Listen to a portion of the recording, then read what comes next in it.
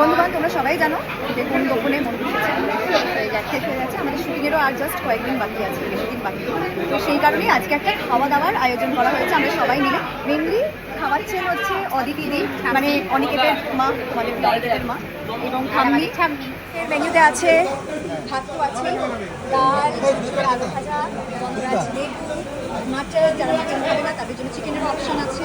সুন্দর করে সব রেডি করা হচ্ছে। ইনফ্যাক্ট চাটনি এবং পাঁপড়ও আছে, যেটা আমি এখন দেখতে পাচ্ছি না, বাট সার্ভ করা হচ্ছে সেটা দেখতে পাচ্ছি।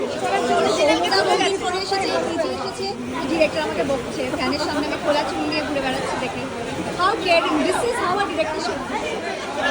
সুচন্দ্রিমাদি বদির পরে অনিমেষ দা আছে এখানে, শ্বেতা, রুবেল, রশ্মিতার মা, শ্বেতার মা, সবাই মিলে বসে খাওয়া দাওয়া করছে এবং খুব হই হই করে সব কিছু হচ্ছে। বিকজ মন তো সবারই খারাপ লাগছে। আমাদের প্রজেক্টটা 1 বছর 8 মাস প্রজেক্টটা শেষ হতে চলেছে, সবারই খুব মন খারাপ। একদম বাড়ির দিননি যেরকম হয়, ক্যারেক্টারটা যেরকম সেভাবেই সব কিছু সুপারভাইজ করছে। শুটিংয়ের সবাই, ইউনিটের সবাই খাওয়া দাওয়া করছে। তুই আবার কিছু কি খাচ্ছিস? পাপড় খাচ্ছি। পাপড় এই হচ্ছে আমাদের কোন গোপনের সংসার।